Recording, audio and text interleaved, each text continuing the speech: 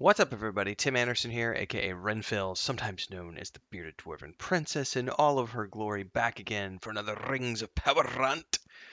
And today we're going to be talking about the time compression that they're putting into the Rings of Power and how it's much, much worse than what Peter Jackson did or what other adaptations have done. Love this article that I found over at Screen Rant, which we're really going through today. I am joined by Leia, who's over there in the bed past that. Luke is down here. I'll let you guys see where he's at because he's not letting me sit down today. He's behind me on the chair, so I get to do this kind of sitting up and in a slightly uncomfortable position, but helps my posture. Let's dive in. So there's this article over at Screen Rant which talks about how the Rings of Power time compression could be worse than Peter Jackson's. Now, I've talked about this before. Anytime you do an adaptation, you're going to be messing with timelines because you can't talk about some of the things that are talked about in the books. As an example, in Lord of the Rings, there is this huge time period between when Frodo gets the ring and when he actually sets out for Mordor, and you can't actually have that shown. There's also this huge time gap of how long it takes um, Boromir to ride from Minas Tirith to Rivendell. There is a great amount of time when Aragorn is out tracking Smeagol and doing that whole run of the round thing. So you can't always showcase these types of time gaps in a show because you're dealing with a much smaller space. And when you have a TV show as opposed to a feature film is 2.5, 3 hours long.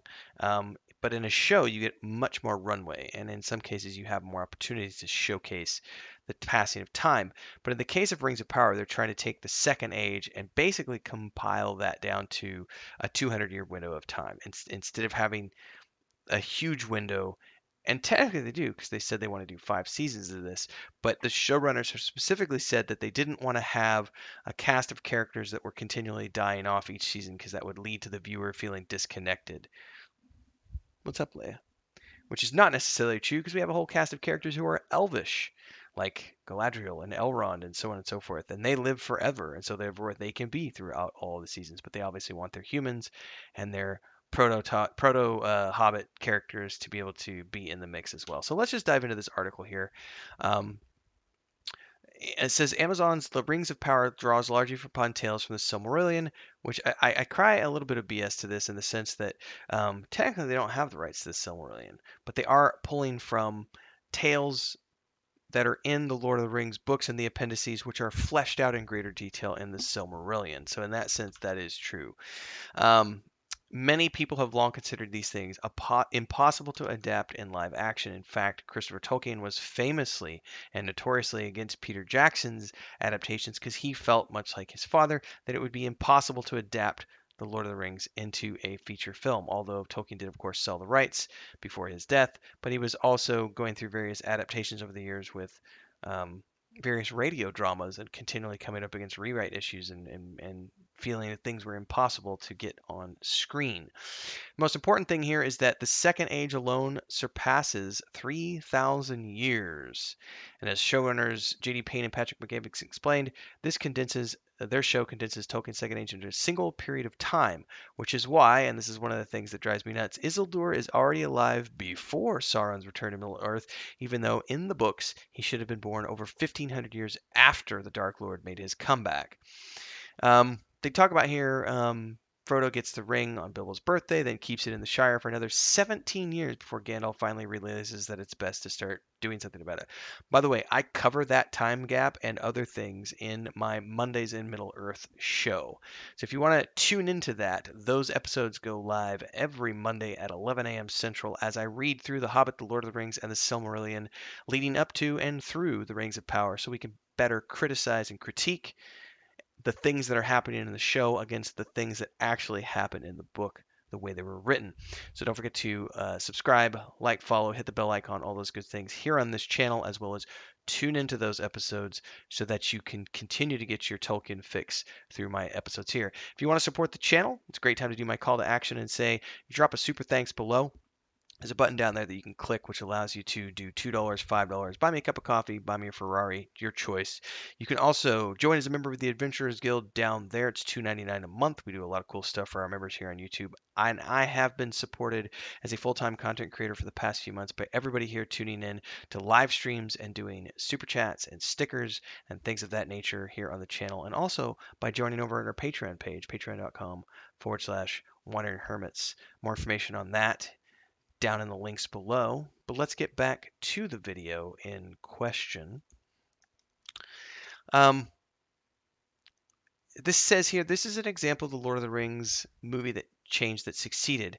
Every significant event in the 17 years that we talk about, that 17-year gap, can feasibly happen much faster. So Peter Jackson's The Fellowship of the Ring doesn't lose any material by shortening the timeline. Whether Frodo leaves the Shire after 17 days or 17 years doesn't meaningfully impact Tolkien's narrative of characters, and the faster pacing works better on the screen. Absolutely true, but they do say, inevitably though, truncating half of the Second Age isn't as problem-free. The Rings of Power is trying to fit everything from Sauron's return to the last alliance of men and elves inside Isildur's adulthood, which is a maximum of 200 years. So we're taking 3,000 years of history and trying to make it happen all within Isildur's reign, which is craziness.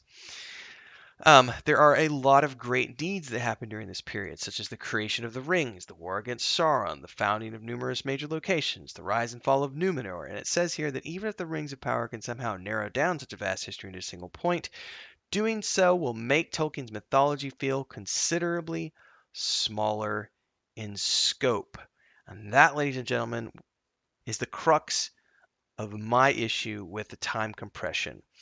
One of the things that made the Silmarillion, as an example, such an epic story was the fact that we're getting the tale of events that happen over a great period of time. And if you go back to the First Age as well, we're getting events from the First and Second Age, which gives us thousands and thousands and thousands of years of history leading up to the events that happen in the Lord of the Rings, the Legendarium, if you will. And that backstory, if you know enough about it, is what makes The Lord of the Rings such an impactful mythology. Not just a fantasy book, but an impactful mythology. Because at the end of the day, that's what we essentially have when you read The Lord of the Rings. You have all these little tidbits that I've been referring back to in the Mondays in Middle Earth show, which are these lore snippets that are part of this giant mythology, the legendarium that he created around this, the world itself. And when you take that world and you actually condense it down to 200 years, suddenly it's not as cool and it doesn't feel as mythological and it doesn't have as much impact as it did if it was actually taking place over great periods of time. Now, they say here that one possible solution might have been condensing individual sections of the Second Age rather than the whole thing, using lengthy time jumps to spring from one major event to the other, which could have happened in between seasons. You could have season 1 covering these events, season 2 covering these events, so on and so forth.